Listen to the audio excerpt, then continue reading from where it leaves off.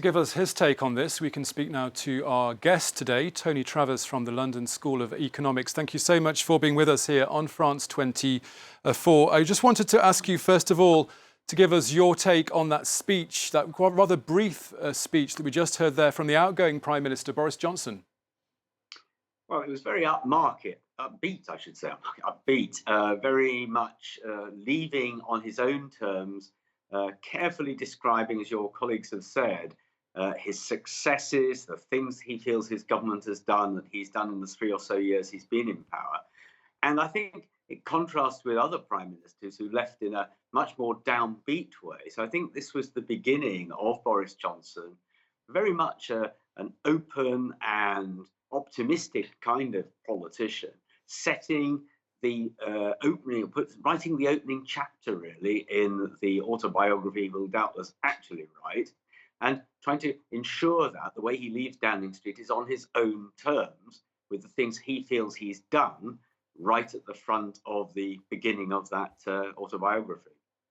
Now, as a politician, do you feel that Liz Truss has what it takes to ride out this storm in the UK? And could perhaps Rishi Sunak have done any better if he had won this leadership race?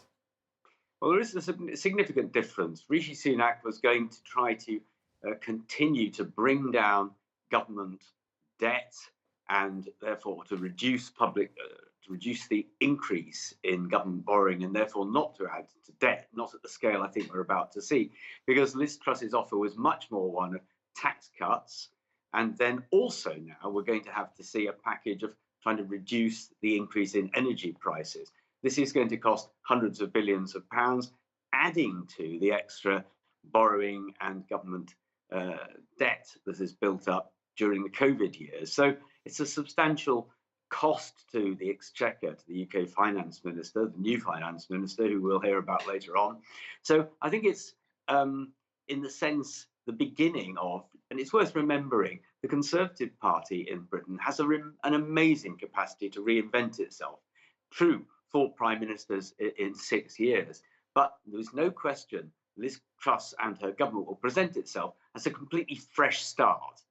They'll say, of course, and she says, she supports Boris Johnson. She thinks he was a good prime minister, but she will start again. The Conservative Party in Britain, which has an incredibly long life, an extraordinary capacity to reinvent itself, will be doing that today. So once Boris Johnson and Liz Truss have been to Balmoral in Scotland to see the Queen, to effect the handover, as you say, we'll see the same kind of scene in Downing Street again as the Conservative Party yet again reinvents itself to try to win a general election in 1 or 2 years' time.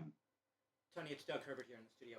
I'm just curious, a lot of people have a hard time getting a grip on really what Liz Truss stands for. I know that she obviously has been a staunch advocate of Brexit after being a staunch anti-Brexiteer. Do you have a sense that she really knows what she believes in, or does she sort of tack with the political winds, as a lot of her detractors accuse her? Well, it's always worth remembering Stanley Baldwin, a Conservative Prime Minister in the early part of the 20th century, said, "I'd rather be an opportunist and float than go to the bottom with my principles around my neck." And this capacity to change your view as a Conservative is undoubtedly a part of the party's capacity to succeed and survive. Now, it's true, Liz Truss supported Remain. She was a Liberal Democrat in a completely different centrist party when she started her life in politics. But a flexibility and a capacity to move on, to adapt to the public mood. We all know in Western democracies, the public mood itself changes quite a lot over time, may be an advantage. But she will have to make what in British politics is called a U-turn, having said she didn't believe in handouts. She believed in tax cuts, but not handouts. But no question, she's now going to have to come up with a package of support for energy bills, and that will help bring down inflation. So, the question of whether flexibility is a good thing or just shows a lack of principle is one that will be tested in real time in the coming weeks. Now, Mr. Travers, what about the British opposition? This change at the top within the Tory party should really be a golden opportunity for their rivals to attack. How do you foresee them dealing with Liz Truss in office?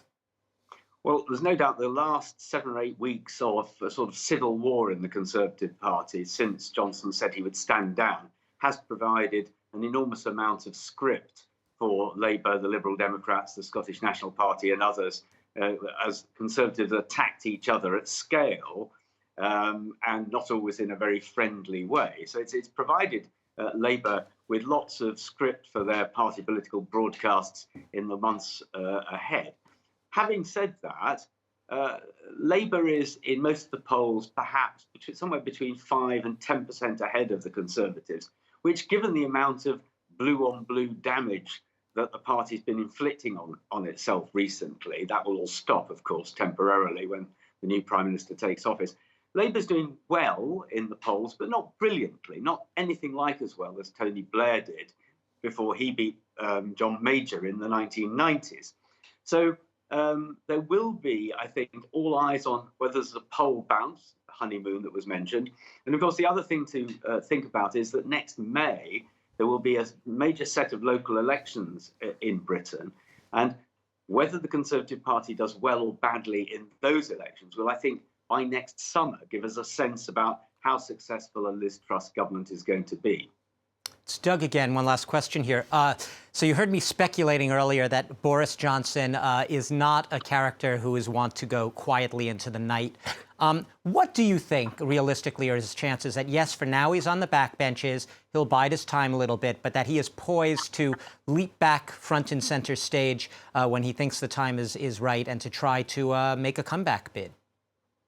Well, there has been much speculation, as you'll be aware, whether, like Berlusconi or Donald Trump was mentioned. It is, of course, a parliamentary system, and he'll have to stay in Parliament if he's to have any chance of ever, if he's imagining this, in any circumstances, becoming a Conservative leader and therefore Prime Minister again. And it's also worth, in this discussion, remembering his constituency, which is in northwest London, has quite a small majority. And if the Conservatives don't do so well at the next election, he'd be hard pushed, one would think, to hold on to that constituency. So he has decisions to make. I think he'll stay in Parliament to see how it's all going to turn out. He can do that till next summer or autumn, whatever happens whenever the next general election takes place. But he said he's not going to go quietly, or you said he's not going to go quietly into that. He's clearly going to hang around. He'll be in Parliament, but he'll also be out and about, earning money. Remember, he's a highly successful journalist. He'll want to go and make speeches that earn money as well. So I think he'll hang around, see how it's all going to turn out. And like the rest of us, he'll have an interest in exactly how Liz Truss performs and how he judges the future of the Conservative Party and his position within it. OK, Tony Travers from the London School of Economics and Douglas Herbert, our international affairs commentator here on set. Thank you very much.